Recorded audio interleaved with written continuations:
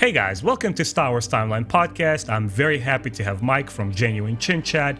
We, in our previous podcast, covered all three Star Wars trilogies. Today we want to continue our conversation about Star Wars sequels, primarily The Force Awakens. Mike, please introduce yourself to the audience that is watching. What are your channels, where they can view your content? That's fine. So yeah, I was a podcaster first, and I've basically put everything onto YouTube now. So if you're obviously watching this amazing show, it's on YouTube. You can go to the channel Genuine Chit-Chat, and on there I've got all my episodes of my podcast, Genuine Chit-Chat. It's interview style show. I've had some people to do with Star Wars, and a lot of people nothing to do with Star Wars on there. It's just anyone I find interesting to talk to. And then I've also uploaded all my Star Wars podcast episodes, which is Star Wars comics in canon, and as well as a few book reviews and things. I basically go through all of the Star Wars comics. I talk about the many connections in there. I go through the plot details. I explain the connections of certain characters and species and etc. that kind of pop up. It's a way to be like a guide if someone wants to read along the comics with me, or if they have no desire to read any comics and they just want to hear sort of the main plot points and connections. So you can listen on anywhere that you listen to podcasts, Genuine Chit-Chat or Star Wars Comics in Canon on the feed of Comics in Motion, or on YouTube, just the Genuine Chit-Chat YouTube channel. Awesome. And I came across your content through whether it was YouTube, but then we started interacting on Facebook, and I really, really enjoyed how you talk about Star Wars. And that's the reason I invite most of my guests to this podcast. Whether you're a small YouTuber or somebody more popular than I am, I had some Star Wars fans here who had like 10,000 plus followers. Doesn't really matter. The point is to sit down and have this adult conversation about Star Wars, things that we enjoy, things that excite us a lot, and things that we think are problematic. Just to have a conversation, and hopefully the audience will, enjoy this as well. Before we get into the actual topic, tell me what's going on generally in terms of you. Just what are you checking out right now? What are you reading? Aside from producing content, tell us on the side of a Star Wars fan, where are you at right now? What are you doing? So I recently finished watching all of Visions, which I did enjoy as well. And if anyone's watching this and hasn't checked out your Visions video recently, I do recommend checking that out. It was a very interesting perspective. Thank you. So I've done that. I've been reading the High Republic books. I'm trying to read and consume all High Republic content, and there's a lot. So I've reading all the comics and things. I'm reading the books and stuff. I'm currently on Out of the Shadows. If I can finish that by the end of the year, aside from the Edge of Balance manga, I have read and consumed all High Republic content, ready for the next year where there's loads more. And aside from that, it's mainly been that. I've been reading like non-Star Wars wise some Marvel comics and things as well. I've been getting into symbiotes of Venom and Carnage and stuff, but most of my media consumption at the moment is basically Star Wars. Mainly, keeping up with the comics and reading the High Republic books. What about yourself? What have you been sort of checking out? I had that moment that comes about once, at least once a year, where you feel a little oversaturated, overburnt on Star Wars. So I decided to take just a bit of a break. I've already purchased all of my High Republic books are sitting there on the shelf. I really want to get to them. I hear there's some wonderful stuff. The Bounty Hunter Wars comic books I also purchased, but they're just sitting on the shelf there.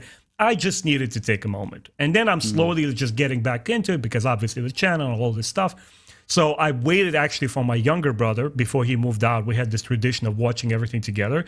And we actually started watching Visions together. We're 3 episodes away from completing it. I'm really, really enjoying it. Surprisingly enjoying it because I set my expectations very low. And I'm also pushing on with my Legends readings.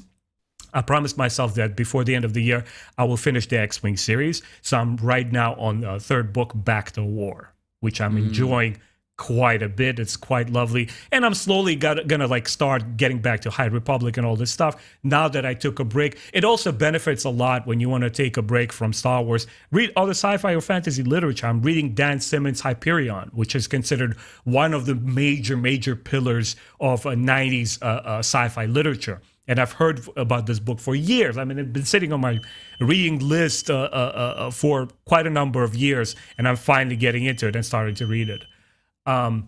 Let's see. Are we ready to jump into The Force Awakens?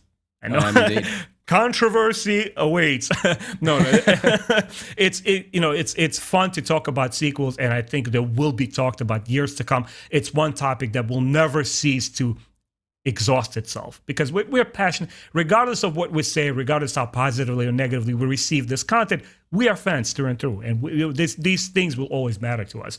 So the first question I wanted to get us started with is, what was your expectation after the sequels were first announced and after seeing that first teaser trailer? I mean, I watched the Force Awakens trailer when it first came out. I was like, "Oh my god, this is incredible! This looks so exciting! What are all these things? You know, all these questions. You know, you've got, and how's it compared to sort of the Legends air quote sequel trilogy? You know, obviously all of the sort of Legends material that goes after Return of the Jedi, both the Heir to the Empire books and the sort of the wider New Jedi Order and those sort of things. Because I knew about those mainly from the games, so I was like, is Kyle Katarn going to show up? No, is like all these other sort of elements and things. Are they going to tackle Jason Solo? And obviously Kylo Ren's Ben Solo is quite similar. So I was kind of thinking, how is it going to compare to those elements, which I wasn't as familiar with. I just knew sort of plot points. But the trailer itself, I remember watching it once when it came out, and then for about 2 or 3 months before The Force Awakens was released, I watched the trailer every day. I just couldn't get more hyped about it because I was just like, I grew up with, I got into Star Wars after The Phantom Menace was out when I was younger and things. So when it was, 2005 and Revenge of the Sith came out, obviously there's a 10-year gap. So I really got into Star Wars around 2002, 2003, where I could, play a lot more games and get into all that other stuff. And then it kind of started to dry up a little bit because I didn't get into the Clone Wars series or anything like that until later after most of it had aired. I think when Star Wars Rebels came out, that's when I was getting into Clone Wars and things. So there was a period of time where, aside from the odd game, I wasn't really into Star Wars as much. I kind of veered away and was getting into other things. So when the trailer happened and they were announcing another trilogy and stuff and everything kind of got revitalized, it got me to go, let's watch all the Star Wars films again. Let's play all these games again. Right. And it reinvigorated my love of Star Wars before that film even came out. So for me, it was almost like a wake up call to be like, oh, by the way, you can still, go back and check out Star Wars from those years and years ago. And the trailer, I just think the music, especially, there's one scene where Kylo Ren is looking out on a Star Destroyer and you see the red beam from Starkiller Base come out, and there's this really specific note that this sort of orchestral sound plays. And I remember just loving that. And as soon as the soundtrack came out, I was like, I need to listen to those songs because it's just, it really invigorated me. What about yourself? Like, were you reading as much Star Wars content up to the point, or consuming it up to the point of The Force Awakens, or did you kind of were you always kind of reading stuff as it kind of went? The Star Wars saga never stopped for me post the prequels. In 2006, of course, we got the final film, and this is where George Lucas said, okay, the Skywalker saga is finished. It comes to a conclusion. Then, of course, 2 years after, we got the Clone Wars. We enjoyed it for a number of years, and after the acquisition, it was kind of discontinued or put like on a permanent hold. And everybody was wondering whether we're going to get any visual Star Wars content anymore. And then, of course, the Star Wars, Disney acquisition was like, okay, tons of more content. In the meantime, I'm like just continuing and pushing and reading the Legends books. I'm reading them. And 2014, 15, right before the movie came out, we also started with Rebels show. So the content was honestly ongoing. But when that first trailer hit, it was 1999 all over again. Because when the first visuals of the Phantom Menace were started coming out, Mike, the hype was unreal. It's like here in New York City specifically, everybody was talking about it.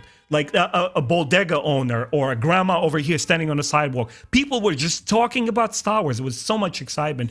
And that was on repeat in 2015 when we started getting the first trailers for The Force Awakens.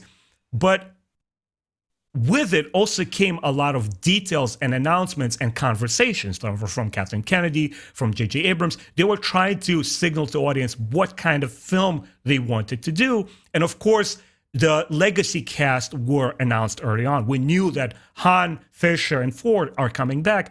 And to me, it was a very mixed signal.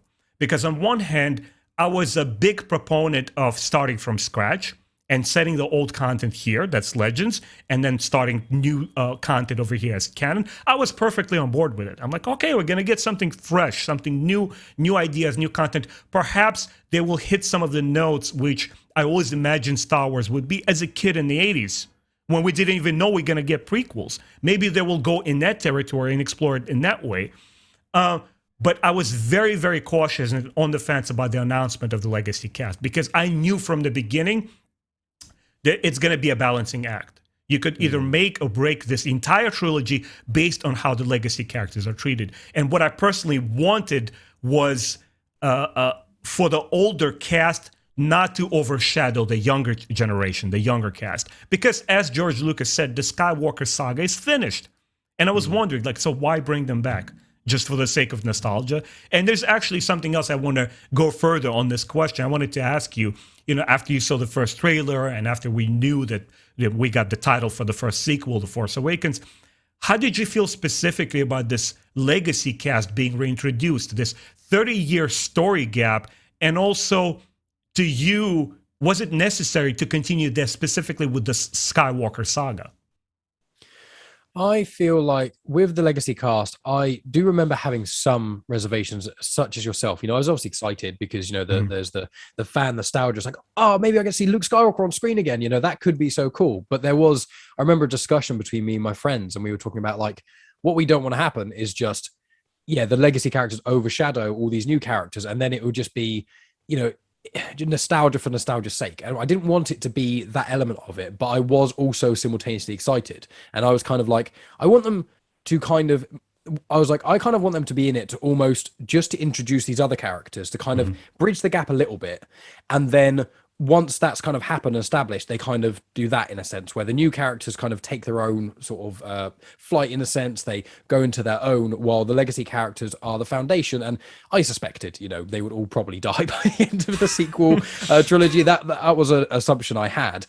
When it comes to if I wanted anything completely different, I think that I still wanted there to be a connection, but I would have been happy to it be something similar to Jedi Outcast 2, which would have been either kind of maybe beyond Jedi Outcast 2. So for me, I was thinking maybe even if it was like decades and decades after all of the sort of legacy characters had passed away, if they'd have done that, maybe just get like a little cameo, like a holocron recording or something. Like that sort of thing would have been cool if there's just like a little nod, like, oh yeah, here's the Jedi Order 100 years after the Empire fell.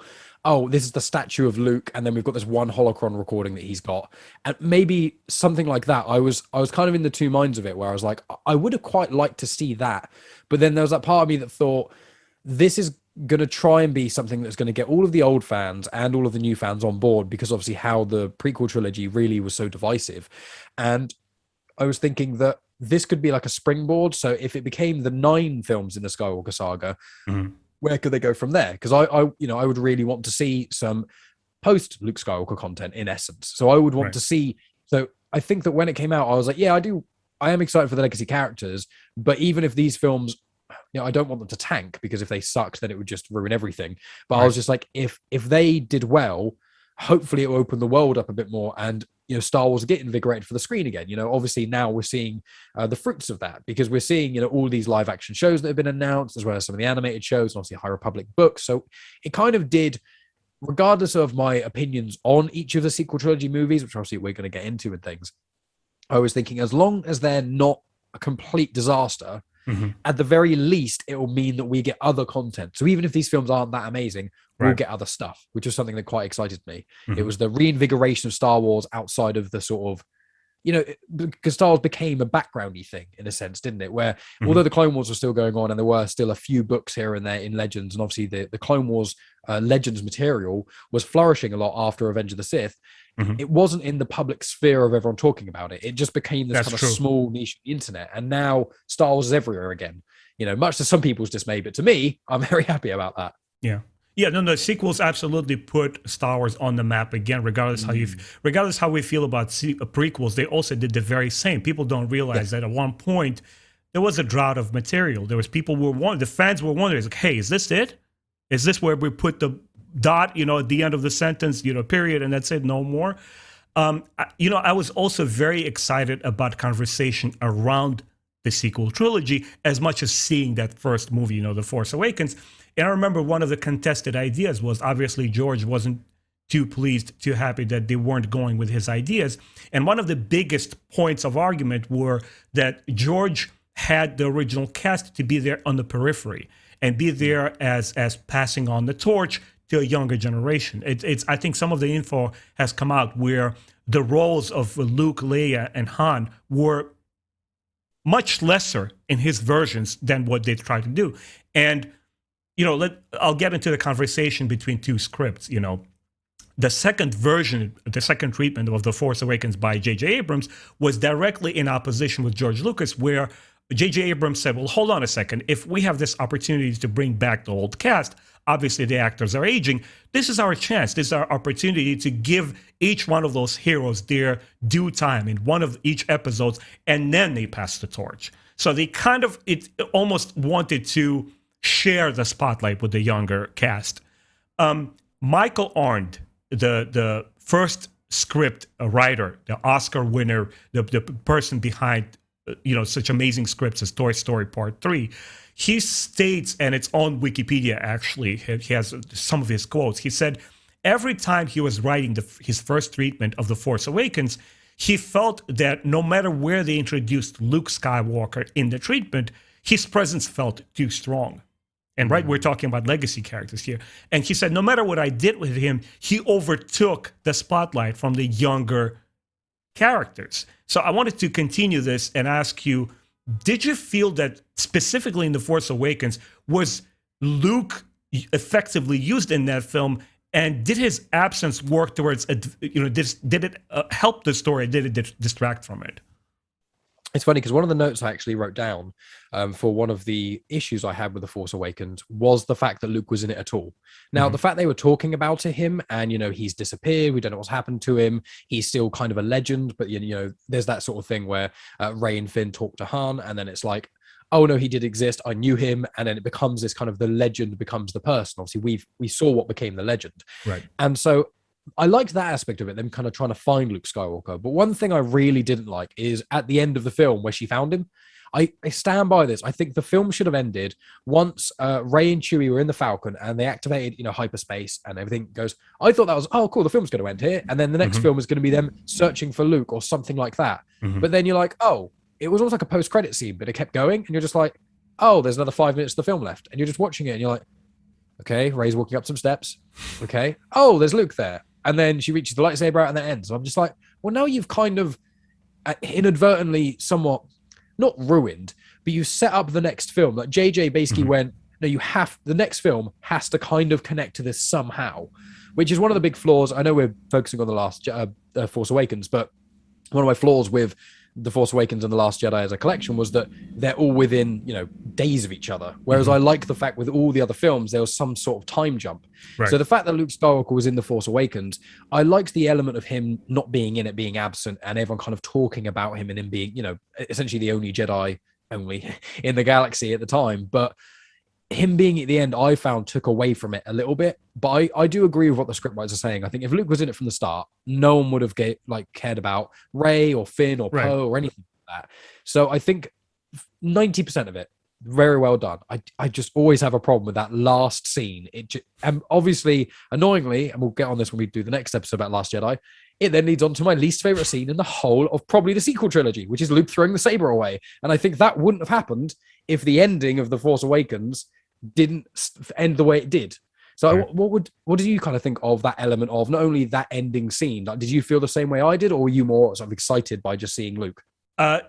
Aside from the fact that, once again, I did not want the sequel trilogy to focus on Skywalker Saga, because the Skywalker Saga ends with Episode 6. This is where logically their stories conclude. All the story threads are done. Luke is transformed through the events of the original saga. There's nothing more to be added. And I think the only viable way to bring a familiar character is to throw him into a new conflict. This is the de-aging process. It's not making Mark Hamill look younger. It's if you want to bring a hero after 30 years back into the fold, you need to create a new set of complications and problems for them narratively. Otherwise, it doesn't happen. So, once we're rolling with the film and I'm there in theaters watching The Force Awakens, I realized that, okay, this is what I expected and wanted from this film. This is what it's doing. Roll with it. You either enjoy something or you don't. Sitting and huffing and puffing about it, it's not going to help it, right? That's the reality on screen. I said, okay, let's roll with it. And I really was enjoying the fact that despite Mark Hamill not being in the film, the whole premise, the whole story is about him. And it's this young cast that is looking for him. So it kind of serves the two purposes. Therein is the best balance about the film, where it's about our hero, but it's the young heroes trying to accomplish that task of finding him. And, I grew up in Russia. The Chinese martial art kung fu movies of 70s and 80s, the Shaw Brothers collection is prominently popular. And there's famous scenes of a young student, a young apprentice, trying to honor his master and trying to find him and earn his master's respect in order to be trained. It's a very popular motif in Chinese movies.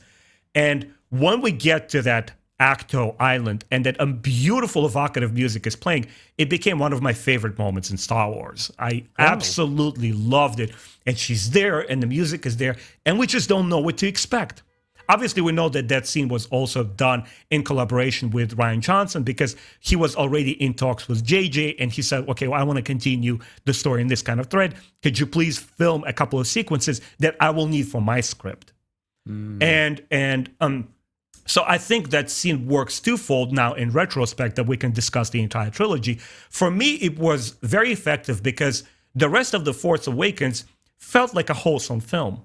And it didn't feel like a major cliffhanger. It was a tiny bit of a cliffhanger because we get the story. Like, here is our heroes. This is what we need to do. They need to restore the Jedi. We get what happens. But the scene in retrospect works very well because it sets the tone for The Last Jedi, which is my favorite Disney-era Star Wars film. Because when Mark Hamill is there, first in the trailer, right, he tells Rey, this is not going to go the way you think. And I'm like, oh my God, I hope this is what the message of the film is, that it's not going to go the way that I expect it to go. And then we see that opening scene continue from The Force Awakens. And I was like, yes, this is what I want.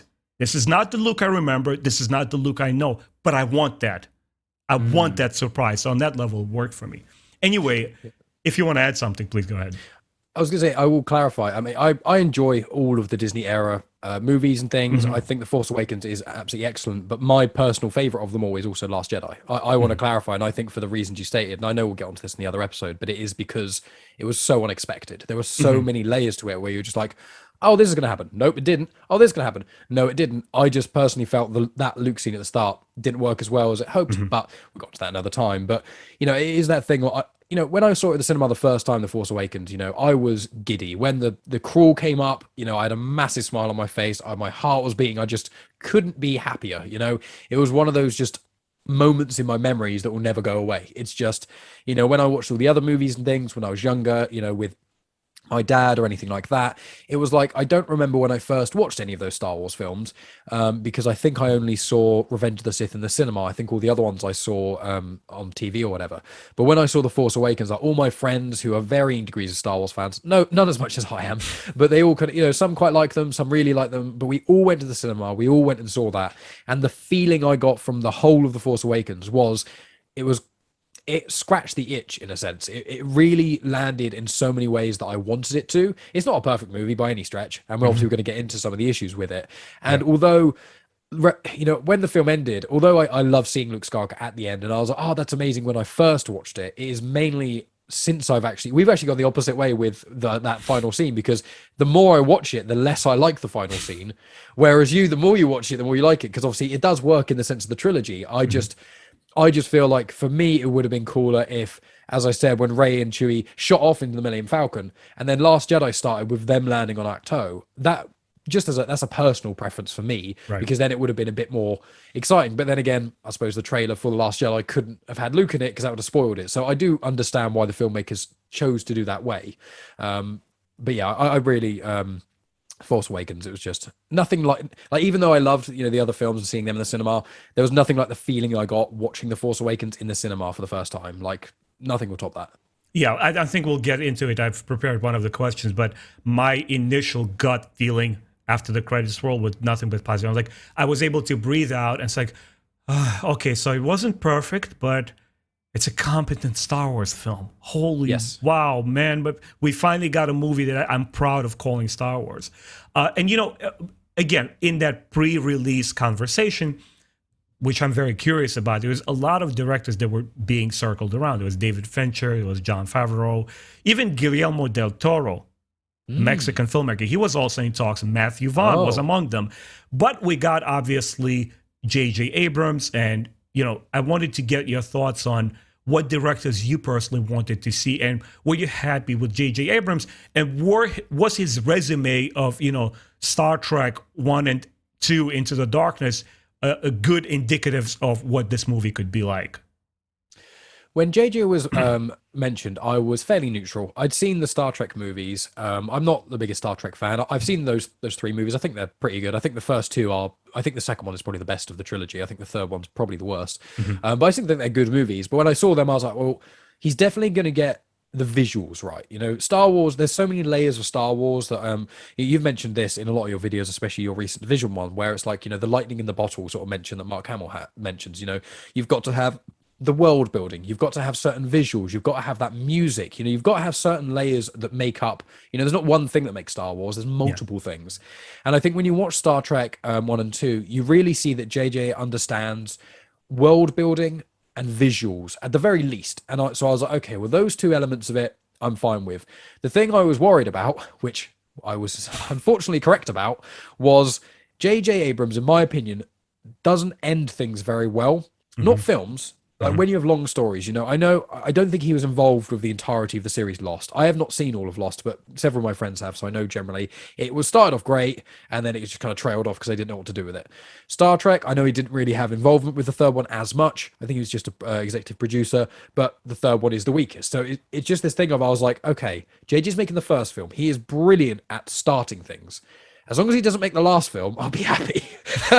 Which obviously, that's a whole other conversation.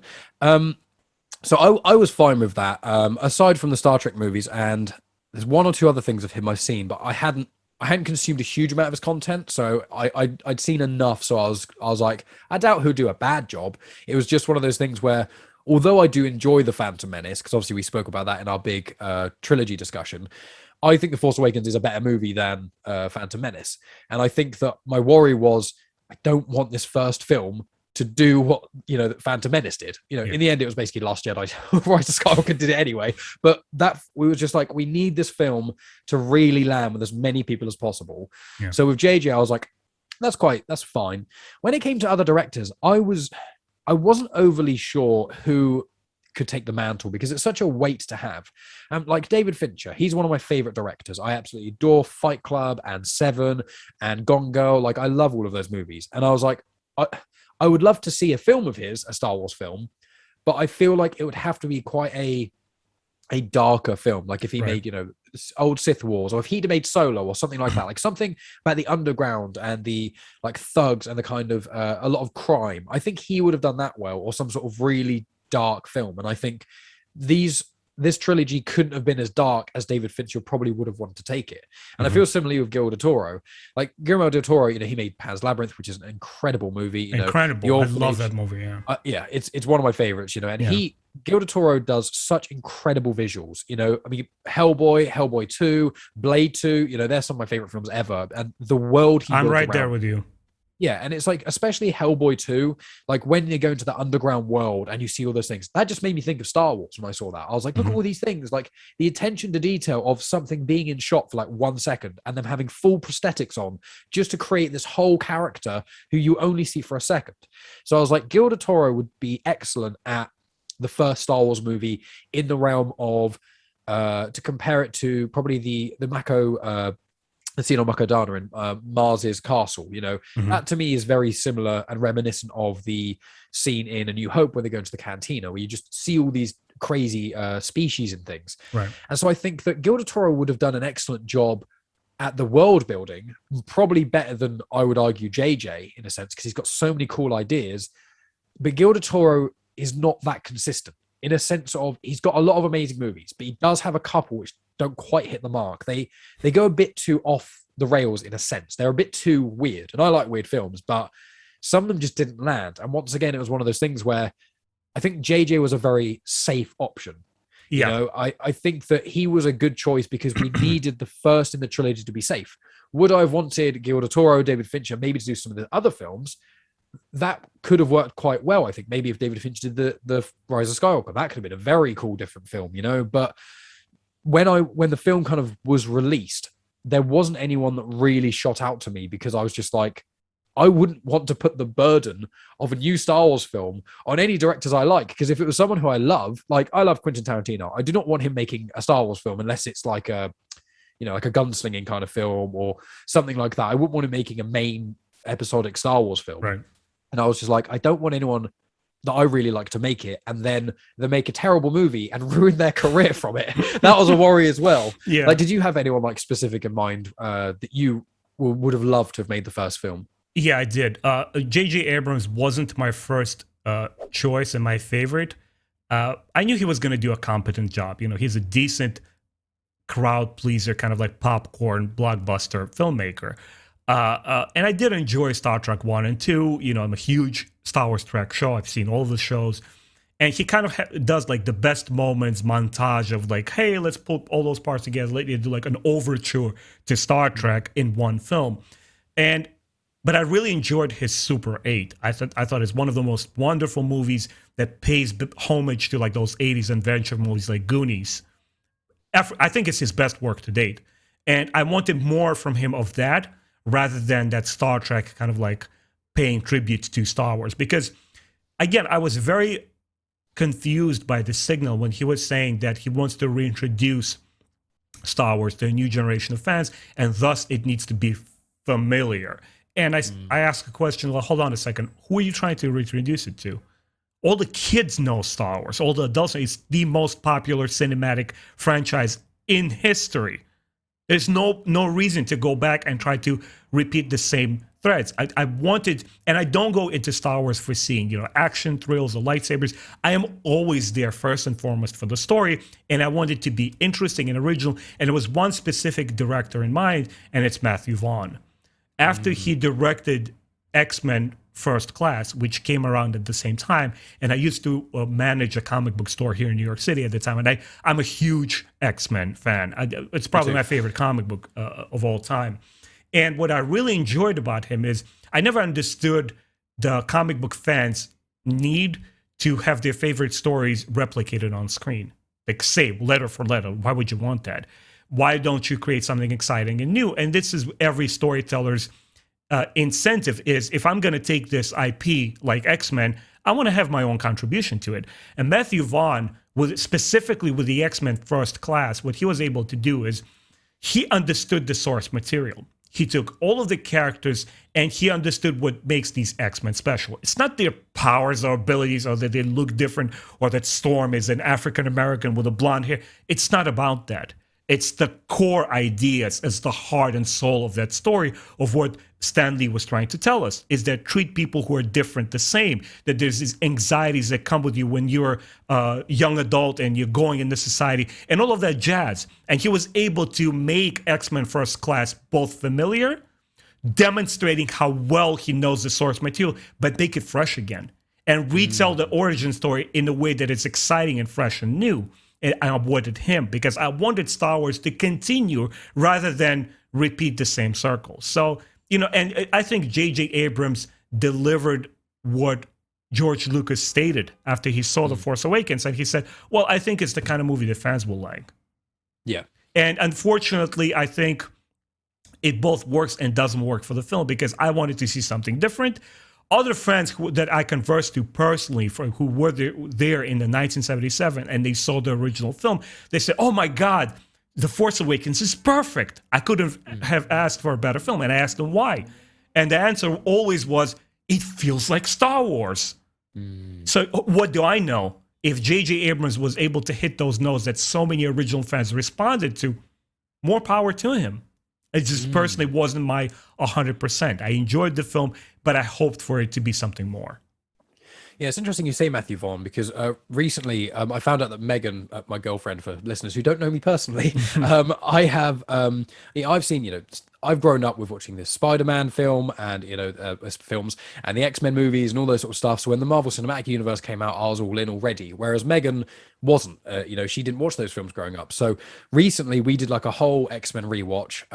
Well, I was rewatching. She was watching it for the first time, and so we watched the original trilogy of X-Men, and then we did First Class and Days of Future Past, and then in certain orders we also did some of the Wolverine films and Logan and things. Mhm. And with First Class, exactly as you say there, when Megan watched First Class, she said, I said, how do you think this compares to the original trilogy of X-Men? And she said, I think it's probably, in a lot of ways, it's a better film, but I wouldn't have enjoyed it so much if I hadn't seen the original trilogy.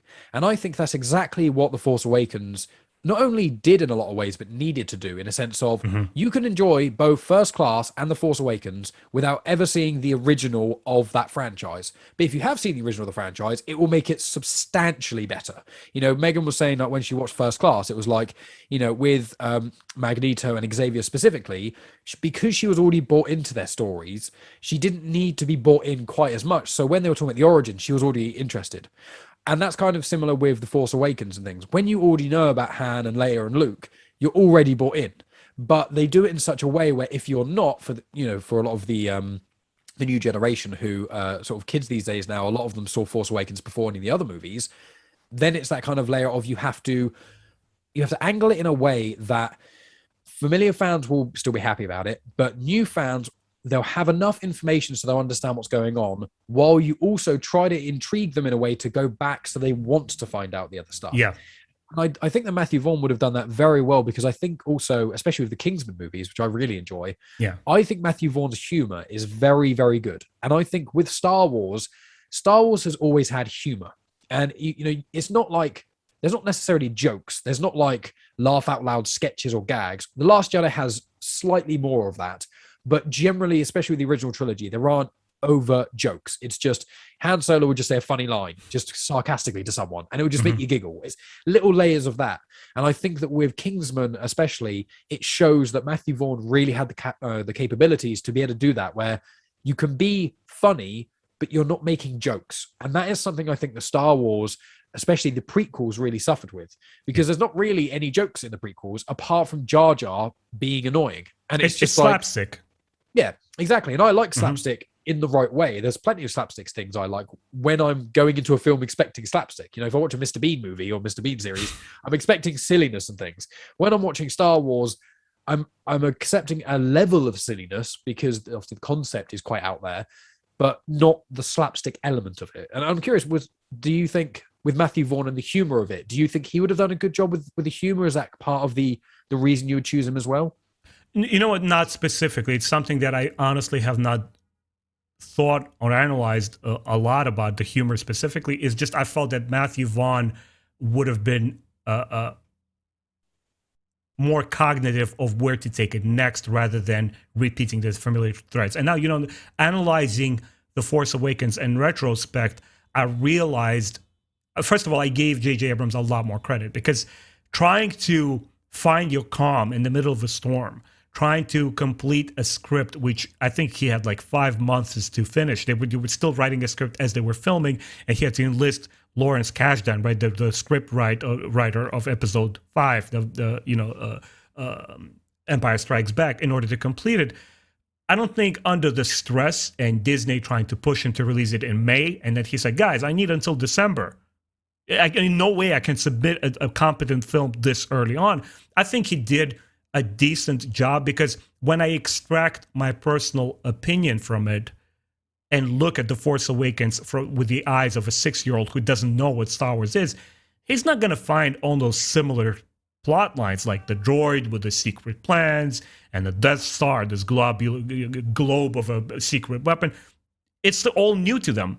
From that perspective, he's a genius.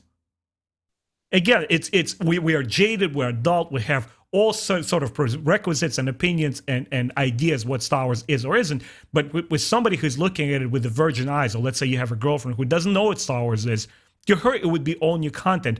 On that level, The Force Awakens works a lot better to me personally. And I just want to throw the ball your way and ask you, we obviously know that there's no such thing as ultimate objective opinion, but if you were extract yourself from your personal perspective for a moment and look on it from somebody else's point of view, did you feel that the film succeeded at the kind of story it tried to tell?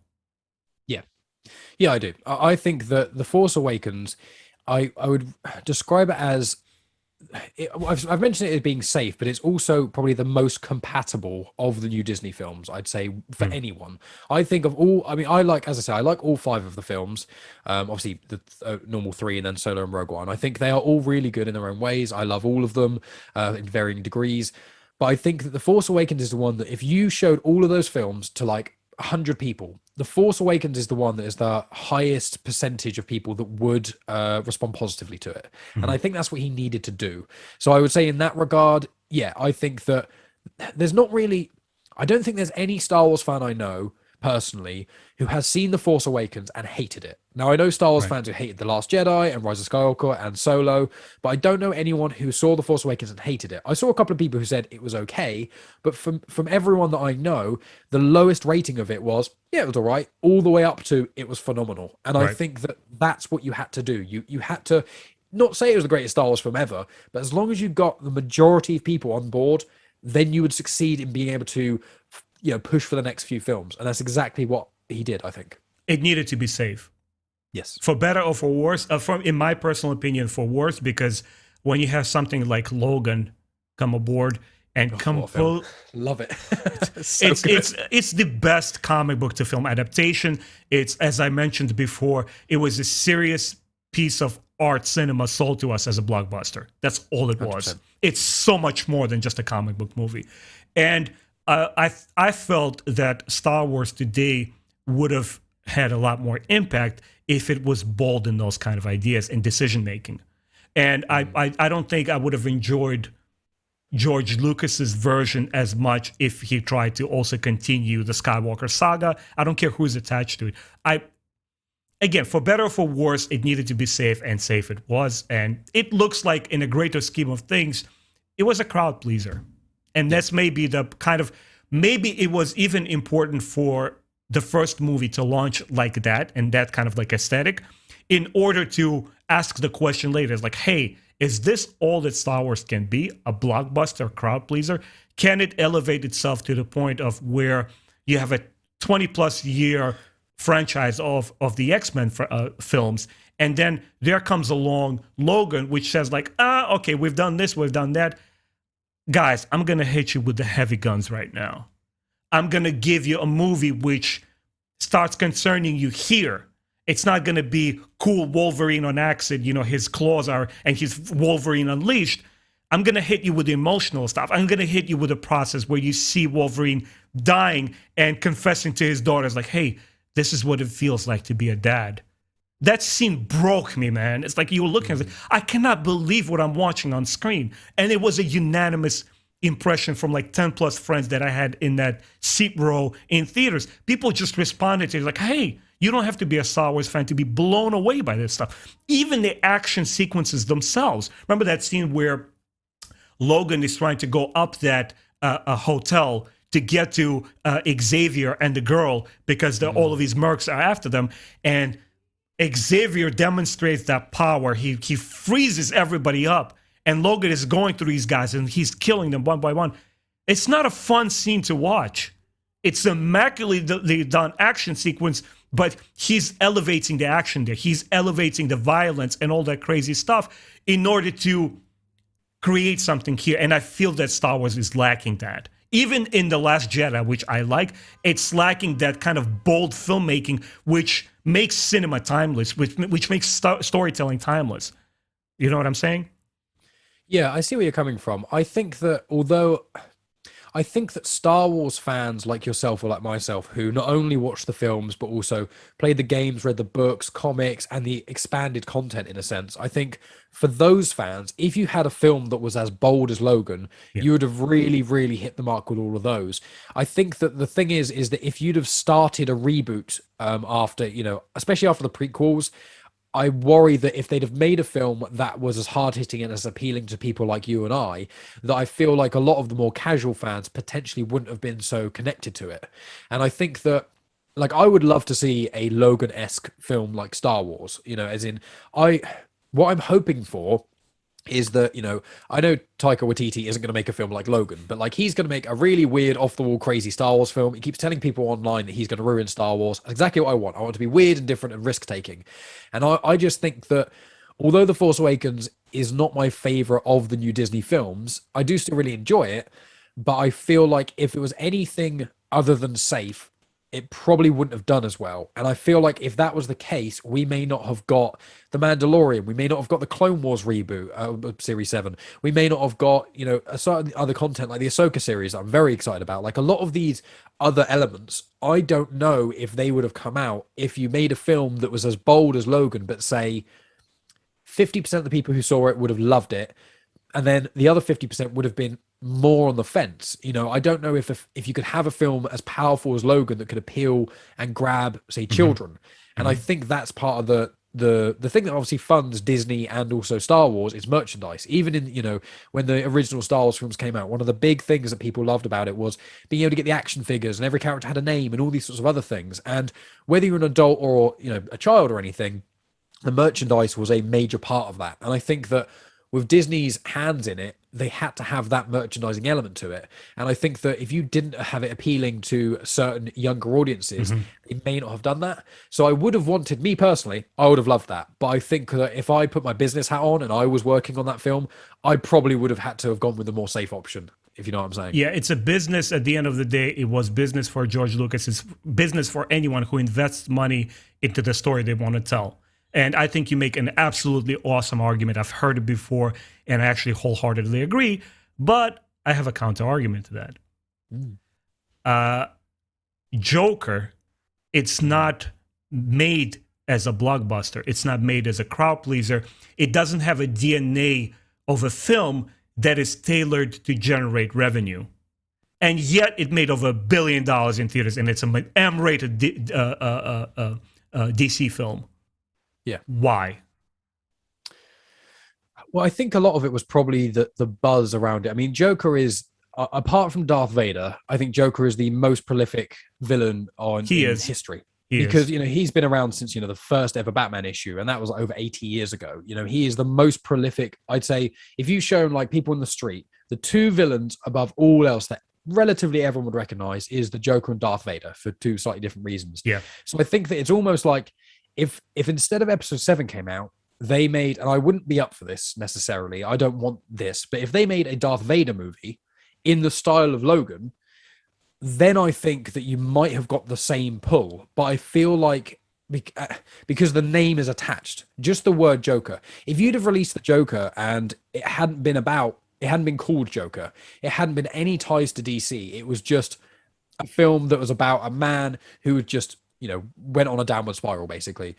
Although I think the film would have still done well, I don't think you'd have had as many people rushing to go see it. I think the fact that it had attached to the name Joker, but because it was so different, much like Logan, attached to X-Men, but because it was so different, people want that. The fans want something different. And I think that with a 10-year gap between films with Star Wars, I'm not sure it would have worked. I think it definitely could have done. I think that if the name was attached to it, it might have done. But if you just had a Star Wars film and it was, say, called The Force Awakens or something, and then it was gritty and dark, I think the thing is that it may not have landed in the right way. And if you didn't get that social buzz around it, if you didn't get all those people talking about it, then it wouldn't have worked. I mean, if it was in the style of Logan, then I would take your point, and it probably would have done really well anyway. I think it would depend on how the marketing around it went, I think. I don't know. I'm not convinced. I think because it was also marketed as a film that takes an alternate kind of parallel universe. There's going to be no Batman to be found in there. And I remember, at least here, stateside, a lot of people had questions. People were like, oh my God, it's just, you know, the DC trying to be controversial. I'm not going to go. I didn't watch it at first in theaters. My brother went to see it first. And then he's like, Ben, you need to watch this. I'm like, what, is this good? No, you need to watch this. And then when I saw it, and from the first scene when he does that with his, I realized it's Logan Part 2. It's something so much more than a comic book movie. And I'm not convinced that it was the Joker name attached that sold it. I think it was that tapping into something that, especially in today's woke cult culture, where we're so afraid to talk about things that are visceral and honest and difficult, having a difficult conversation, even among Star Wars fans, when you have a movie that treads that razor thin line so well, so like it balances. It's such a balancing act of treading it. Like, yes, we are talking about that, but it does it with so sensitively and with so much foresight and thinking process involved that I think it became a cultural phenomenon, regardless if it was a Joker or non-Joker film. Anyway, moving on, I want to get back to the cast of The Force Awakens, and just right now in general, and then we get into the specific characters. But how did you receive the cast of the new heroes, Finn, Rey, and Poe, versus the legacy cast in The Force Awakens and a little bit beyond that? Like, how did you feel each party was treated in the trilogy? I think looking solely at The Force Awakens, they did an absolutely incredible job. I was brought into all of the characters in Force Awakens. Do I think that enthusiasm continued throughout the trilogy? No, unfortunately. I think that the characters, pretty much all of them by Rise of Skywalker, were weaker than they were in The Force Awakens, unfortunately. And that is something we could explore when we do the future episodes and things. But it's like, you know, with Rey, you got the sort of, well, actually, no, we won't get into the specifics, but generally, I think for each of them, I think they did a really good job. I think the introductions for each character was very unique. It was something we hadn't seen before, and it was something that made you appreciate each person individually before they were all brought together. And I think that that's something that the original trilogy did quite well as well, in a slightly different way, because what you've got is A New Hope is like, it's the story of Luke, because it's almost every single scene has just got Luke, and then these other characters come in and interact with him. Whereas with The Force Awakens, it was more so, okay, here's Rey, now she's gone. Here's Finn, now he's gone. Well, also in order, it was more Poe first, and then Rey, and then Finn. But I think that then you got them all together. Whereas in A New Hope, it was more so how they kind of slowly interact with Luke and come together. So I think they did it in a way that was both different while also somewhat familiar. Whereas with Phantom Menace, for example, the introduction of characters was a bit more of a mess, I think. Although as I said, I do still enjoy Phantom Menace, I don't think they did it in the right necessary way. You know, you had Obi-Wan and Qui-Gon at the start, and that was it for quite a while. And then it just kind of, suddenly everyone was just kind of on Tatooine. It was almost like, oh, and everyone's suddenly here. And it was like, it didn't work in the same way. So I think they learnt their mistake from Phantom Menace, while also using the lessons from A New Hope. So I think the character introductions as a whole was done very well. How did you feel about it? I felt that the younger cast brought a lot more into it than the legacy cast. I felt that both Rey and Finn, they had a lot of vitality, and when Poe joins them later on, they all have energy on the screen, and I really enjoyed following them. And I immediately embraced and loved Rey as that new version of Luke type of character, and that innocence that she's learning in this larger world. With the legacy cast, remember, I mentioned in the beginning of this podcast that I didn't want legacy cast. I didn't want Luke Skywalker related story. To me, those characters are done. To me, those characters live at the end of Episode 6 and in Legends books. So, first of all, when you see Carrie Fisher in The Force Awakens, and I know I'm probably going to get some heat for it, guys. I love Carrie Fisher. I don't respond to celebrities passing away at all emotionally. I was devastated when she was gone. She's such a huge part of my childhood. And I do believe she was at one point a decent, a good actress, but not in The Force Awakens. You know, she has not acted for many years. It really showed in the film. And I was really confused by how the plot tried to use them because, okay, we don't see Luke Skywalker, but we still have two major legacy characters. We have Han and Leia. And to see them as these failed parents, it didn't work for me emotionally. It didn't work for me script-wise because I did not understand why we had to return to a point where the good guys are minority again. I just don't get it. It's like, okay, 30 years have passed. You have won. Why can't you have a different kind of plot where the Republic rots from within? You could discuss corruption if you want to introduce politics like the prequels had. You can talk about politics and make it interesting. It felt so contrived that it's the small guys versus the big guys, and Leia being in the center of it, being the general. Like, no, it just doesn't work narratively. And Han's only contribution to that film was his sacrifice, which I would argue to anybody, any day of the week, including George Lucas's ex-wife, who stated it was an atrocity to kill him off. I felt it was his biggest contribution to that trilogy. Even in the Rise of the Skywalker, when we see that small moment, he touches Ben's face again after he's cured, he's healed. He's like, come back home, son.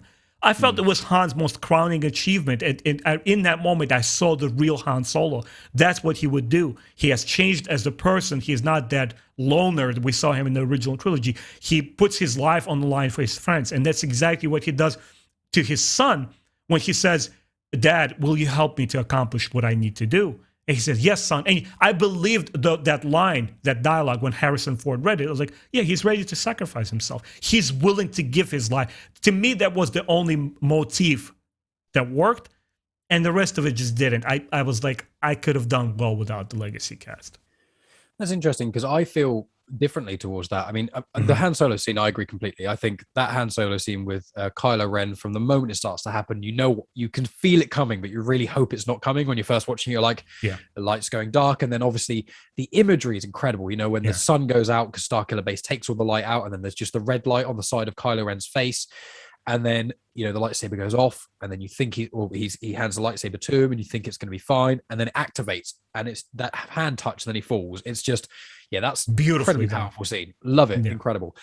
I actually feel with Carrie Fisher, she's probably one of my favorite elements of it, in a sense of, I love the original cast in the original trilogy, but I actually prefer their iterations in the sequel trilogy, which is quite controversial because, I love Han Solo. He's a scoundrel, but the thing is, he's a lovable scoundrel. But at the end of the day, he does do a few questionable things, and he is kind of a dick to Luke and Leia, like in the original trilogy. Like by the end, he's kind of redeemed himself. But he does do some not quite mean, but he does say he doesn't help himself, And I know it's kind of his role. He's trying to be like, kind of get Luke a little bit more, he's a farm boy. He doesn't really know much. So Han gives him a little bit of stuff here and there to kind of tease him a little bit. And that's fine. But I just think Han Solo in The Force Awakens, he is top tier Han Solo. But one of the notes I actually made was the things I didn't like the most about it was, as you've pointed out, which is how their marriage failed.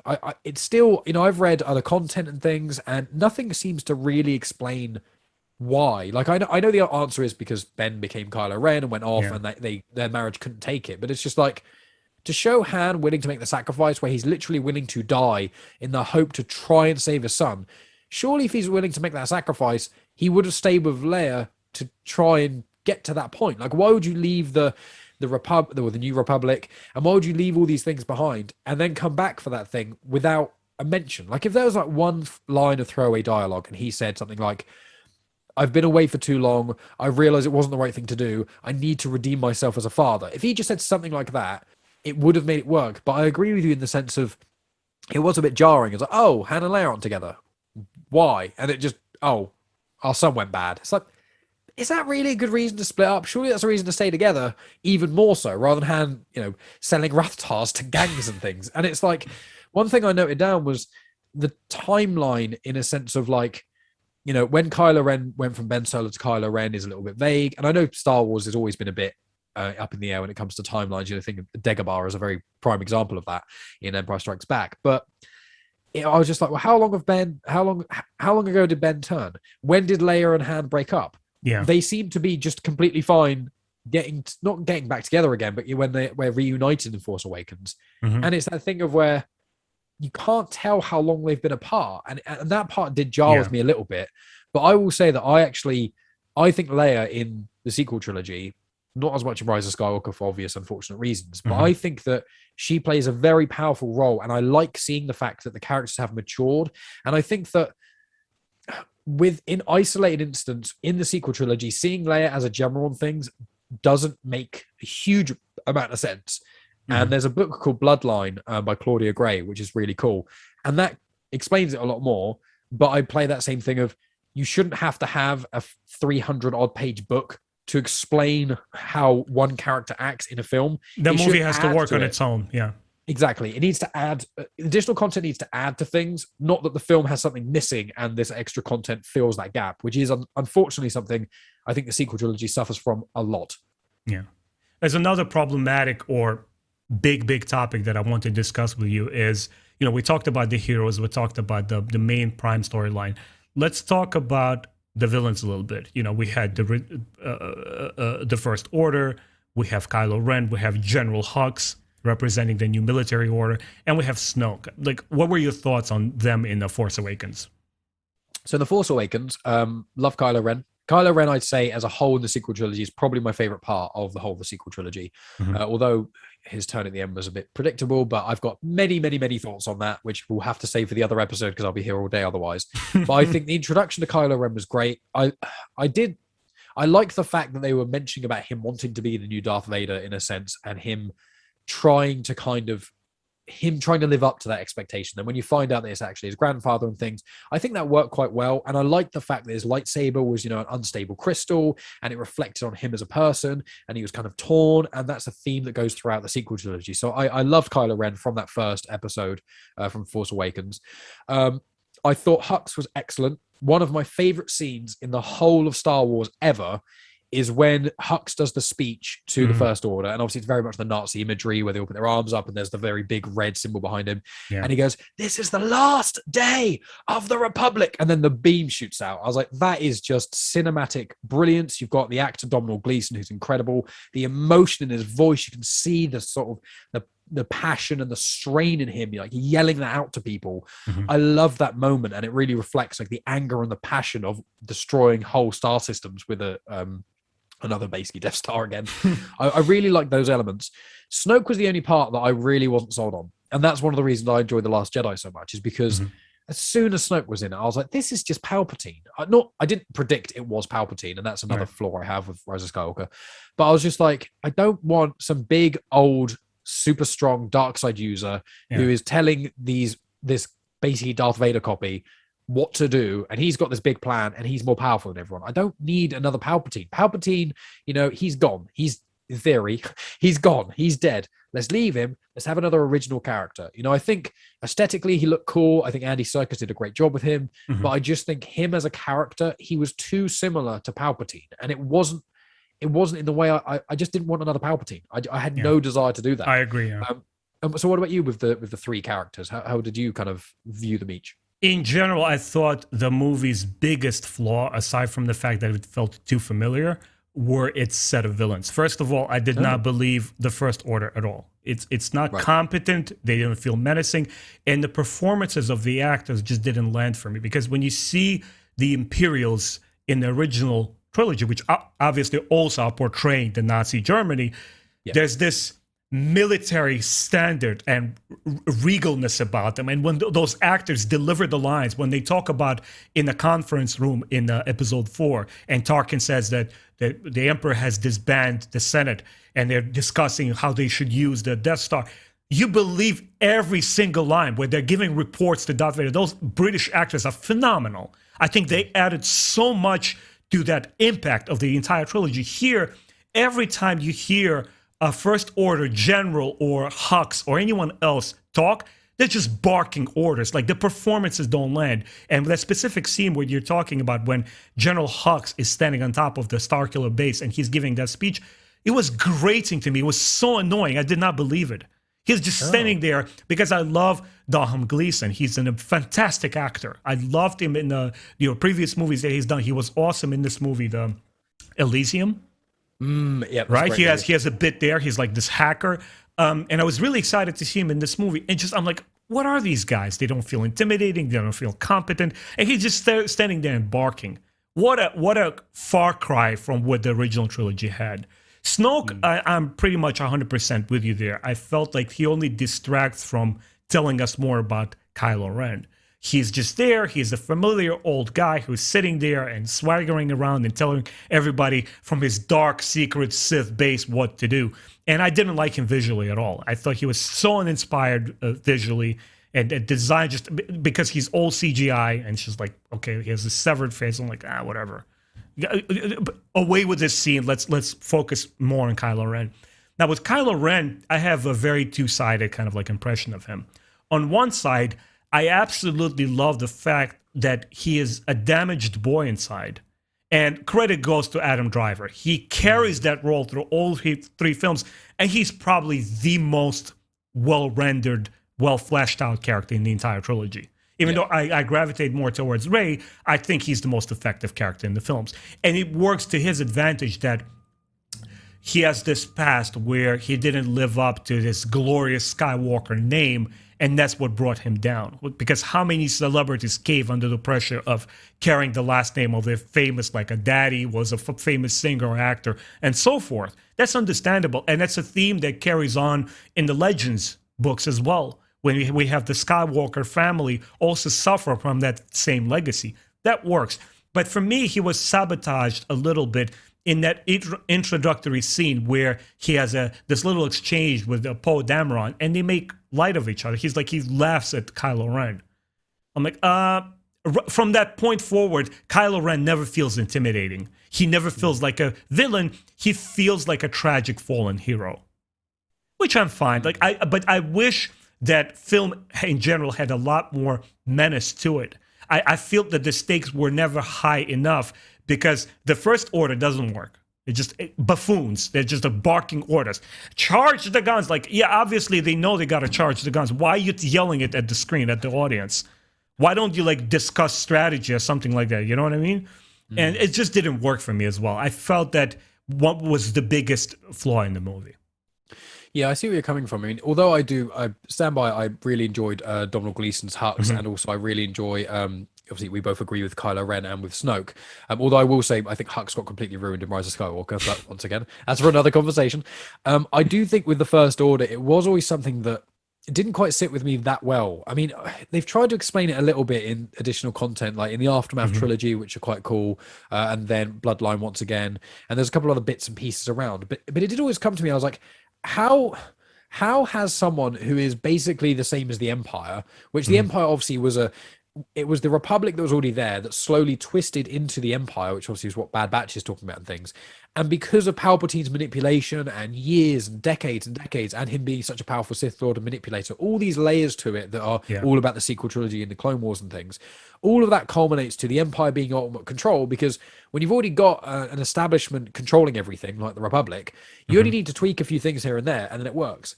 How can you have a threat like the First Order just be like, oh yeah, the New Republic is a thing, and then suddenly this thing that's basically the same as the Empire has just appeared, magically has out of nowhere, thousands, out of nowhere, and you've got thousands, if not millions of soldiers. You've got a planet that can literally destroy hundreds of planets across the whole universe if it charged up enough things. It can destroy suns. The planet was Ilum, which was a place where Jedi got their crystals from and things. And you're just like, where did they come from? And in a lot of the content, they're trying to, they were hiding in the unknown regions. They were doing this and that. And I'm just like, I don't fully buy how it could be that powerful. I feel like it should have done, I think, similarly to what you said, which was maybe that first film was about sort of Hux and Kylo Ren finding this pocket of people in the New Republic that didn't trust it, and then have a, not quite the same, but similar similar to what they did in like Revenge of the Sith when Palpatine changed and did. If they had something slightly more like that, like I know they destroyed the New Republic planet Hosnian Prime and all that sort of stuff, but it didn't really feel like it landed properly, because it was like, well, either they're this massive threat you've always known about, or they're this small little band that have just managed to cause all this chaos. But you're like, oh no, there's a really small thing, but they're actually powerful enough to take over the whole galaxy. And you're like, but those two statements don't make sense. They completely contradict each other. Yeah. So although I think that the actors, Hux and Kylo Ren, were really good, I do take your point with the First Order as a villain. And once again, it was that thing where this is just the Empire again, but without the, 20 years of ruling the galaxy like they had in the original trilogy. But it just seemed like, boom, they're in power again, just like the Empire were. And you're like, there was like 20 plus, arguably maybe even 40 years in the making for the Empire to get to that point. And the First Order did it in, like, according to the expanded content, like a few years. Like, how did that work?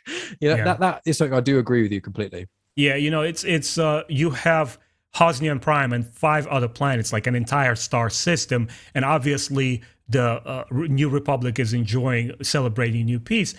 I don't understand how they, knowing the past and knowing what Palpatine was able to do, how they don't have active military, and why Leia has to lead a ragtag team of Rebels 2.0 versus this new, like, it doesn't make sense. And I think partially it comes from the fact that when Lawrence Kasdan had these conversations, and they had numerous interviews on YouTube before the movie came out, how J.J. Abrams said Lawrence came over and he said, look, You have to treat audience with respect and give him something what the original Star Wars did. It thrust you into these events that already transpired off screen, and you have to trust in the audience's intelligence to put the pieces together. You don't spoon feed them. Don't give them everything. And I think being a less skilled, less talented script writer than Lawrence Kasdan, J.J. Abrams went with that idea, and half of the movie works really well. Like, I really enjoy the fact that some of the things are not explained. Why did Luke go into exile? Why did Kylo Ren turn around the way? There could have been a million reasons. It's always with good narration, with good storytelling. It's a balancing act, knowing when to withhold information and when to give it in order for it to be effective. And this is my next question that I wanted to get into, Mike. Specifically the trailers. We got 2 teasers, and then we got major, bigger trailer before The Force Awakens came out. And in that trailer, we see a bit of Knights of Ren. We see Captain Phasma.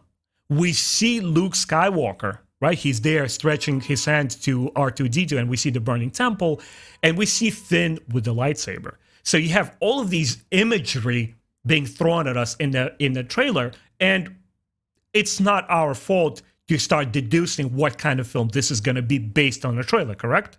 Mm-hmm. So I wanted to ask your opinion, like the Knights of Ren scene, the Captain Phasma, the Luke Skywalker, the Finn with the lightsaber. Did your impression of the film deviate from what you saw in the trailer? Like, did they become kind of 2 different things after you watched the film or not?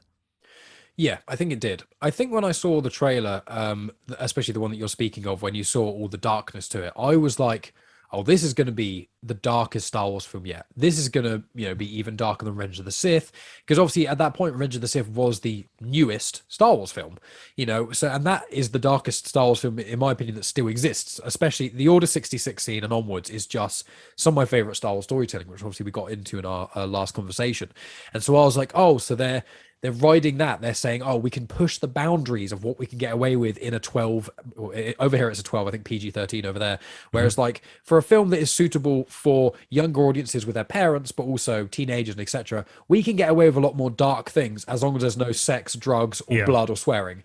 And so I was quite excited by that. And, with the Luke scene you see with his hand and R2 and the fire and the Knights of Ren and all those things, I was like, this is going to be dark. And then, although I like The Force Awakens, it's quite a light-hearted film for almost the whole film. Like, apart from that scene that I mentioned where Hux is, last day of the Republic and stuff, and then all the planets get destroyed, up to that point, it's quite a light-hearted film in certain ways. There's a couple of moments that are darker. The very first scene with Lor San Tekka and Poe, and you've got Ren who, just slices people down.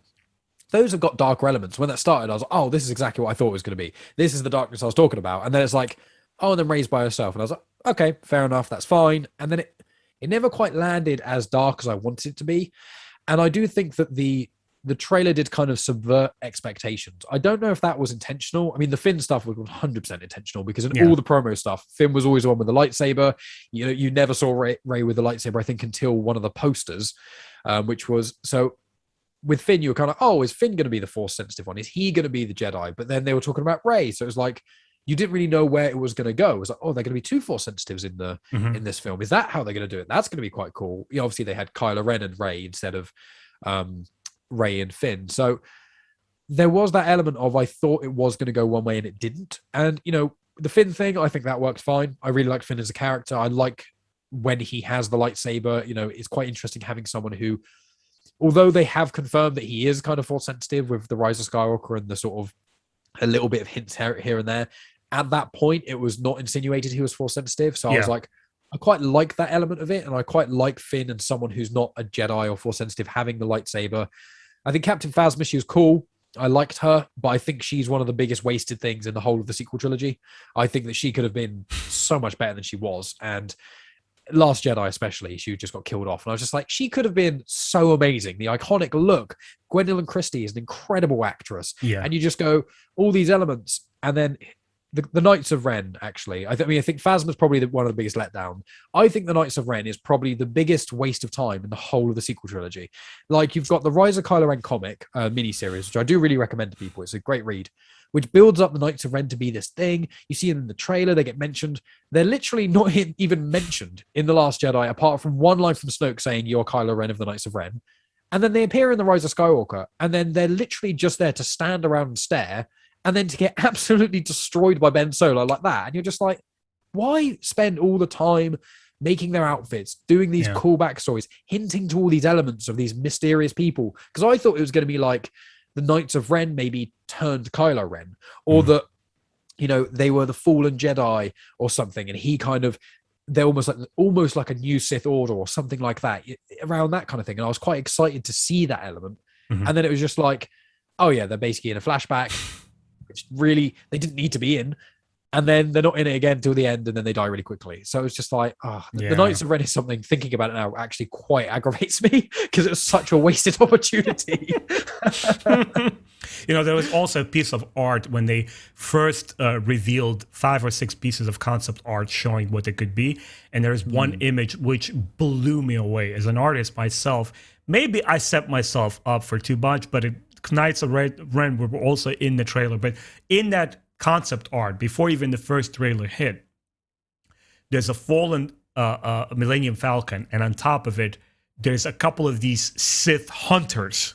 There's a couple of red lightsaber dark figures standing there, and they're like animals, like predators looking for somebody to hunt. I'm like, it sparked my imagination. Like, is it going to be a bunch of Sith users trying to destroy Luke's new school? Are we going to get into that story that we never get in the final film? And I agree with you. Right from the Knights of Ren, I felt it was the biggest misconception and confusion and misleading the fans by throwing it in the trailer. If it's going to be a flashback scene and they're not participating in the story, then don't show them in the trailer. It alters the way that the film looks. It's like putting that cool part in there was so detrimental. And then we see Captain Phasma, and they're actively talking about how Boba Fett was basically a non-character in the original trilogy. He became more popular later on through expanded media, expanded universe. And JJ's talking about this stuff. I'm like, okay, he's being cognitive of that. They're going to go a different route with Phasma, right? They're going to do something with her. She's going to be a character. They're hiring Gwendolyn from the Game of Thrones. She's a fantastic actress. And she's not going anywhere. Okay. She's a comedic relief. And then we see Luke once again, and he's holding, R2-D2 there. It had so much potential of expanding that just one frame into a story, and we never get that. Even though I enjoyed looking for Luke theme in The Force Awakens, it was such a letdown that he doesn't show up. I swear, during that final battle where Finn does the battle with Kylo Ren, and then he falls, and the lightsaber is being called, I thought for a second it's going to be Luke Skywalker picking up that. I'm like, oh man, shit is about to go down. It's Luke Skywalker here, and it's not him. I'm like, okay, all right, let's just go with the movie we have on hand. And the only thing that from the trailer that we saw Finn holding the lightsaber, I felt that it stuck to its landing. Because when we see him in the film, we get, first of all, there's a beautiful Ralph McQuarrie painting where we see stormtroopers with shields and lightsabers. And the movie clearly plays on that concept art by showing the First Order troopers doing physical combat, doing fencing, right? Remember that traitor, and he uses that baton. I'm like, okay, so it's not hard to imagine that Finn is also skilled in some way. He's able to pick up a lightsaber, at least try to protect himself. He doesn't overpower Kylo Ren, and Kylo Ren plus he's wounded. He has a size, like a fist-sized hole in his body. He's bleeding, and he tries to save Rey and bring her to his side. He's not trying to kill her. That's why she's able to hold her own. That's why Finn is able to protect himself for a little while. So I felt he was the only one that, kind of fits. Mike, before we wrap this up and I ask my final question, if you have any questions, any other things or thoughts that you would like to add, please go ahead. With The Force Awakens, is there a specific scene that you thought was... What was your favorite sort of scene in The Force Awakens in a sense? Because I'd say for me personally, I mean, as I said, I really, really enjoy The Force Awakens. I think it's a brilliant film. It's very flawed in certain elements. I do not think there's any... I think it's a lot less flawed than, the prequels in a lot of ways. But I really, really enjoy that whole scene that you were just discussing when you've got Finn against Kylo Ren, from Kylo Ren killing Han, and then he gets shot by Chewie, and Chewie lets out that emotional growl, and then you got Kylo Ren stumbling into the woods after Finn and Rey, and he's bleeding out on the snow and things, and that whole fight scene. I love the Last Jedi throne scene, but lightsaber combat, I think my favorite lightsaber scene in all the sequel trilogy is that forest scene in The Force Awakens. So for me personally, I think, although my favorite moment is when Hux yells and the beam comes out and things, my favorite scene is that lightsaber duel. I want to know, is that your favorite scene, or do you have a different favorite element of that sort of that film? I clearly remembered specifically what this specific shot was. When the movie starts, I'm there super immensely hyped. And then the first sequence where this will start make things right again, and the plans in the droid, and then Poe Dameron starts laughing at Kylo Ren's expense. I'm like, my expectations are immediately lowered, and I'm like, oh man, please don't take me to 1999 again. I don't want it to be sequels, because I feel that sequels are arguably better crafted cinema than the prequels are in general, regardless of the intent and the good heart that George Lucas said and beautiful moments that exist in prequels. I just feel sequels in general are better crafted films.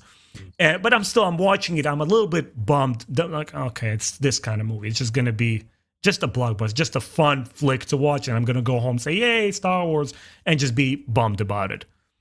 But then something starts happening, and it's in Daisy Ridley's performance that brings that gravity to it. She's immensely good in that movie. She's immensely good in the entire trilogy. I think she stands up right there with Adam Driver, and him being 10 years her senior. He's a far more experienced actor, and she's doing it.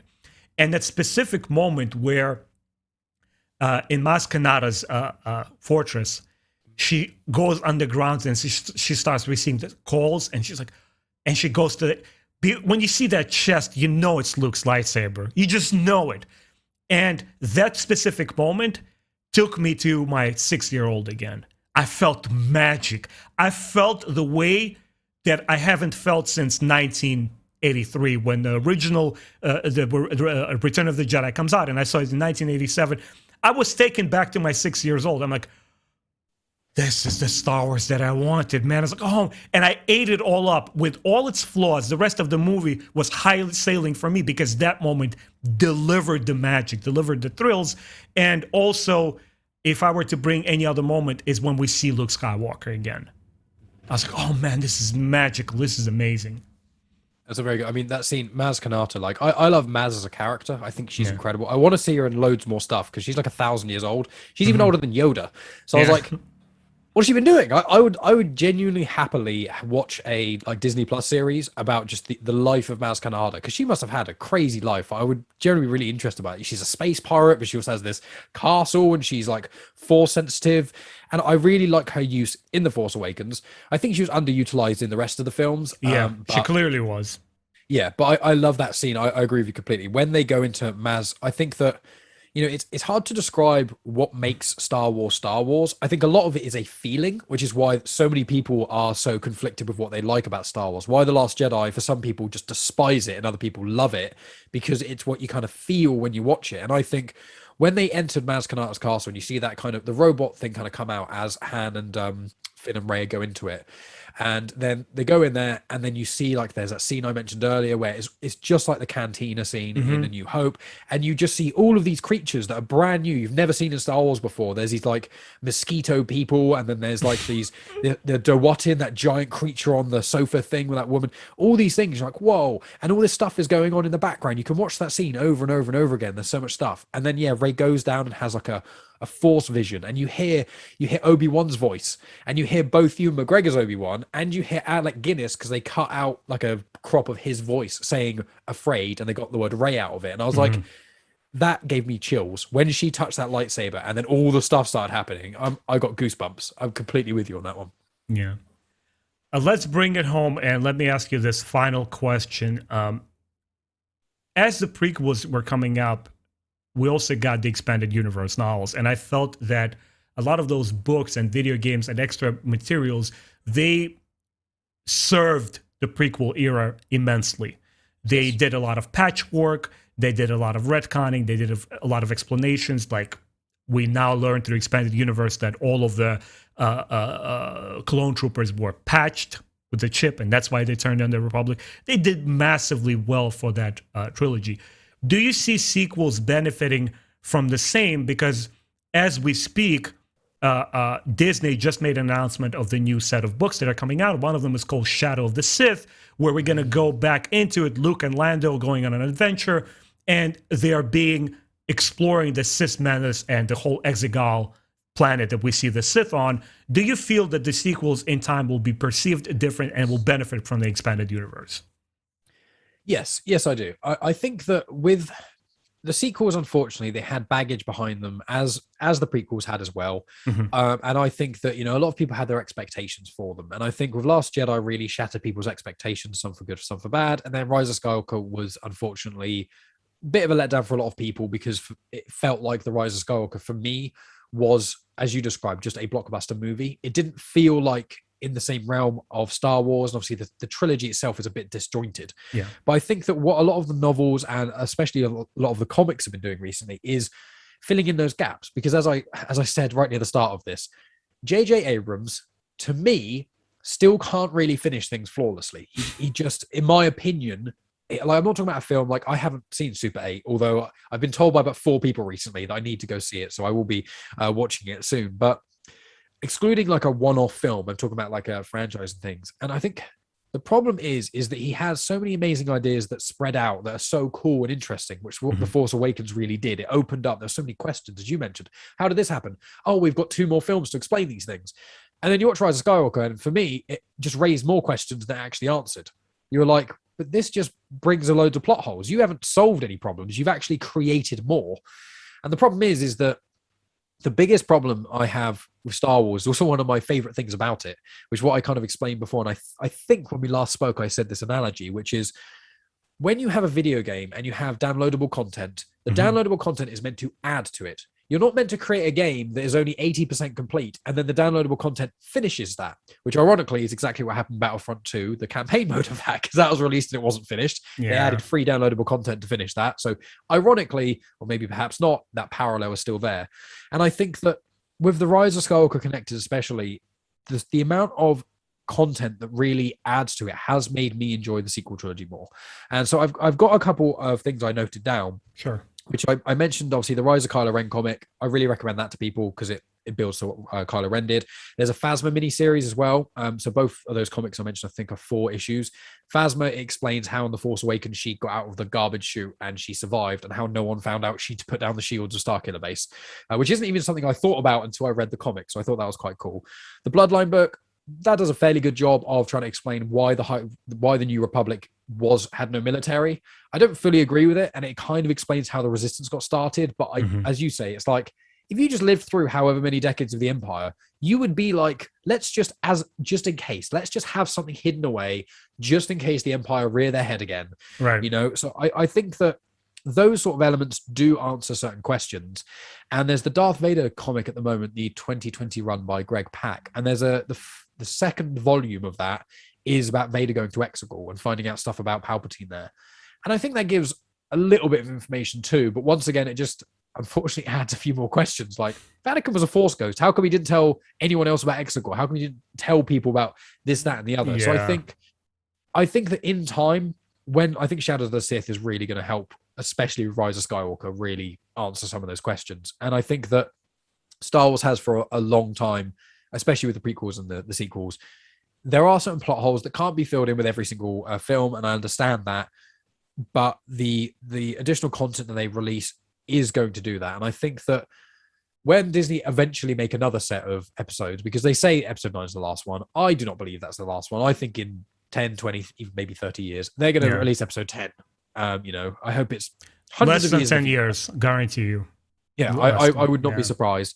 But I think by the time that happens, the amount of content we'll get in the meantime is going to do that. And I think I don't want this to happen necessarily, but I think it will happen. And I just want it to be done in the right way. I think a lot of these live action series we're going to be getting are going to be answering a lot of the questions that people had about the sequels. With The Mandalorian, I know one of your big criticisms of it is that it didn't stand on its own 2 feet almost enough. It keeps connecting back to these other things, like when Luke Skywalker appeared in it and stuff. Mhm. And I think that with like the whole cloning thing with Palpatine and Snoke and all that sort of horrendous mess, I think with a lot of the additional content, they're going to try and explain that through the series. And it's like, I want the series to be like their own thing. And if they're going to have anything about the sequels in it to explain, I want it to be a little bit of information.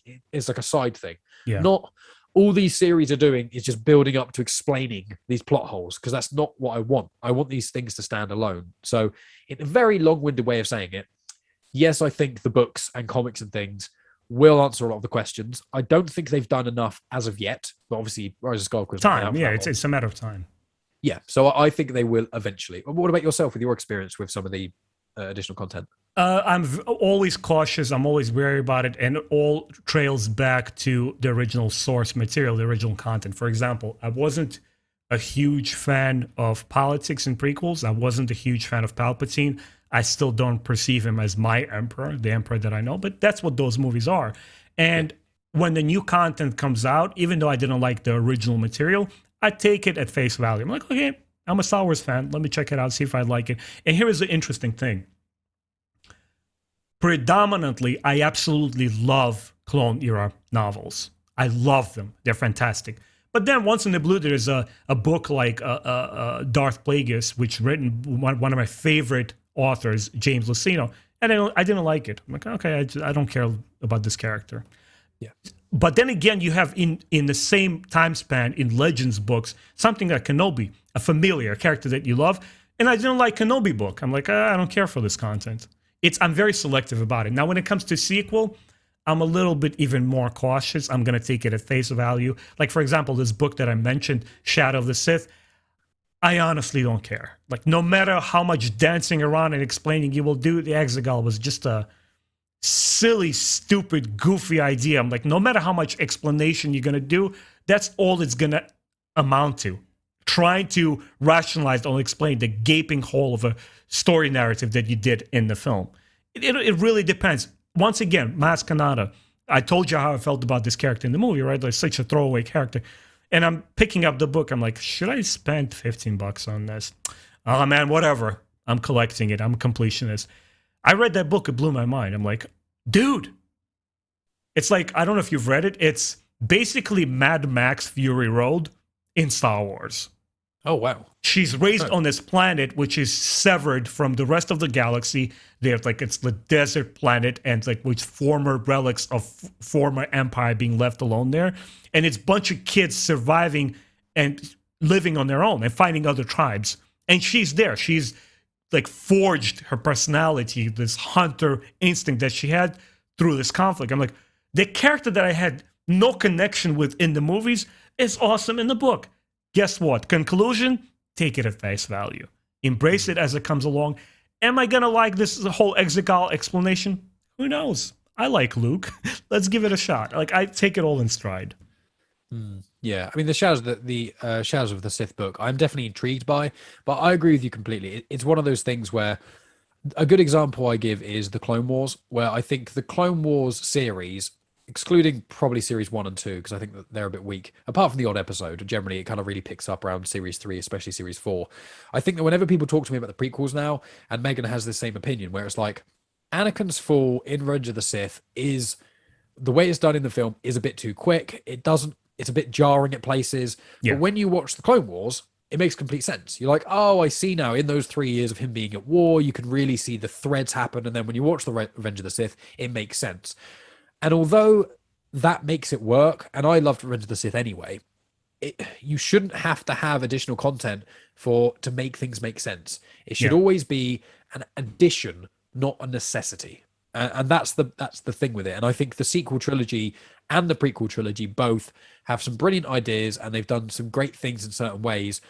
But because you almost have to either read a book or a comic or watch a series about it to make it make sense, that's the weakest element. And I think when we had that the big trilogy discussion, we both agreed that the original trilogy is so powerful because you only need to watch the original trilogy, and it all makes basically 99% of it makes complete sense. There's very few plot holes, and any additional content you read about the original trilogy just adds to it. Yeah. Rather than it being, there's something missing here. Oh, it's filled in the missing part.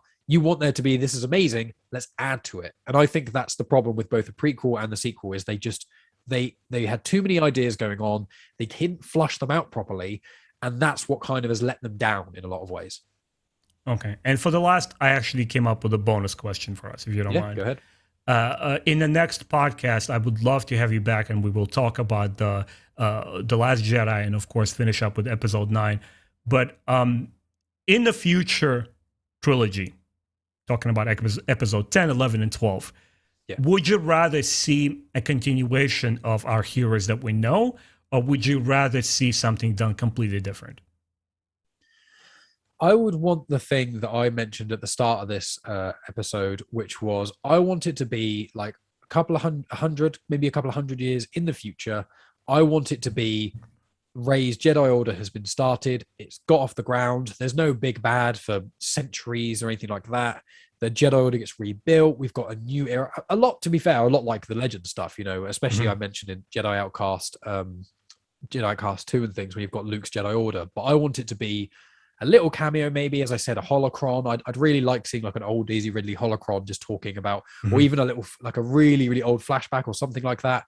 But I want there to be new characters, a galaxy that's really changed a lot, because even though between the prequels and the sequels, it's like 60 odd years. Yeah. None of it really looks that different. Like the technology isn't that different. All the ships like are barely changed at all. Like the fact they're still flying X-Wings in the sequel trilogy is insulting.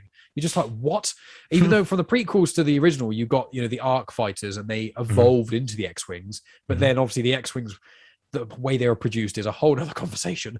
But I would want to see it completely new. I want to see new technology. I want to see new species, new planets. I want to see, Coruscant again. Because why Coruscant is only in the prequels, I want to see more about that. I want more exploration. I want different things. I don't want the Sith to be in it. I'm sick of them. Like, I want them to go back and do Sith stuff, like they did in Legends. But I want there to be new characters, new worlds, hundreds of years in the future. No one apart from maybe Maz Kanata or something is even alive at that point. Just really, really, really far in the future. And just I also want the Jedi to succeed. I don't like it constantly being the underdog. I don't need every Star Wars story to be, oh, there's barely any Jedi left. Oh, they're dying and everyone's trying to crush them. It's like, I want that to be done with. I want the Jedi to flourish and to be almost at the level that they were at before the prequels, in the High Republic almost. That's kind of how I would want to see it. What about yourself? I thought about this for quite a bit, even before the podcast. I constantly think about this question, what I would want from sequels. And sadly, as much as I enjoyed Daisy Ridley and Adam Driver and, Johnny Boyega, I don't want them in sequels anymore. And partially it's because of all the backlash and all the fan reaction. There's so much negative stigma attached to those actors that's the reason alone I don't want them. And because the sequels just feel contrived. They feel like they were trying to recapture that Star Wars magic. It's still very much looking behind the shoulder and asking the question, what would George Lucas would have done? So on that premise, on that ground, I don't want that kind of Star Wars anymore. I want it to be Joker. I want it to be Logan. You know how when I first watched Star Wars and, before the crawl, it says in a galaxy far, far away. You can have this motif in the galaxy far, far away, which is, and never mention the Skywalker name, and never mention Coruscant, and never mention Wookiees anymore. You could take it and almost make an entire new universe on its own. What matters to me is the pillars of storytelling, the greater good versus greater evil, this unfathomable thing, the Force, which is forever present, but it's not explained, it's not regurgitated and digested for you. It's some iteration of Jedi versus Sith. The magnificence of seeing a lightsaber on screen. It's something to behold. I'm also talking about the Star Wars iconography. An angular ship versus a primitive culture, which is nature born, something that George Lucas also discussed, nature versus machinery. If you utilize all of these pillars and you tell me a completely new story from scratch, that's what I want from Star Wars. It doesn't have to be Luke Skywalker. I don't want de-aged Mark Hamill pop up as like, yay, you know, I'm Luke's descendant, 200 years. No connection whatsoever. What matters to me is storytelling. What matters to me is something that would take away, other than the cool factor, other than, oh, look, cool spaceship, something that sits with you here in your breast emotionally, and something that you enjoy telling your kids and grandkids about. Yeah, I agree completely. And there's one thing I want to mention on that, which is agreeing with some of the points you made about how the sequel trilogy was made. And a friend of mine called Dave of Comics Emotion, which is where my Star Wars podcast is, he described the sequel trilogy, but more specifically The Rise of Skywalker, as it was created as a film by a committee. It wasn't the same when George Lucas made the original trilogy. That was one man's vision, and then obviously it got the edges kind of got sanded down by the other directors who were involved in Empire and in Return of the Jedi. Prequels, he kind of went off the rails in certain elements, but it was still kind of his vision, even though they were very flawed films. And then with the sequel trilogy, it does feel like a group of executives got together and said, right, we need to make another Star Wars film, and we need this, and this. And if we've got these things, it doesn't really matter. And that's the problem. And I think we're both agreeing the same thing, is story should be first. Story and the Star Wars iconography. If you have those two pillars, if you have a phenomenal story and just somewhere in the Star Wars universe without all this other baggage around it, it could be incredible. No baggage, And this is we're going to wrap up, guys. Thank you so much for joining us today, Mike. I always love to have you. You always give me new perspective. You always challenge the way I think about Star Wars, and I love doing that. Please remind the audience where you're at, what are your channels, and what are the stuff they hope to see soon. Wonderful. Yep. So thank you once again for having me on. I always love talking about Star Wars, as people can probably tell. And also, I love that you and I do have different opinions on things, but we both, respect each other as individuals, but also we just respect people as people. And, people can have slightly different viewpoints on things and still have a constructive conversation. So I very much appreciate you letting me be on your show and discuss those things. It's my pleasure. Thank you. It's my pleasure as well. I can't wait to come on again for the Last Jedi conversation. You can find me on social media at Genuine Chit-Chat. That's on Twitter, Instagram, and on Facebook. I post all the information on there. I post photos from the Star Wars comics I do for my Star Wars show once a week. I do snippets of my conversations when I have interviews on Genuine Chit-Chat. So Genuine Chit-Chat. A new episode every week on Sundays, and I've had conversations with the guys from Star Wars Explained. I'm going to have Ben on at some point before the end of the year as well. I also spoke to the author Claudia Gray. I've got a Star Wars artist coming on the show in a couple of weeks as well, who's done some of the artwork for the current canon Star Wars comics, which I'm very excited about. And there's lots of other people I've spoken to who have nothing to do with Star Wars, certain musicians, certain actors as well, friends of mine, podcasters, etc. Loads and loads of different things. So if you want to hear conversations that potentially change your mind or things you wouldn't expect, check out Genuine Chit-Chat.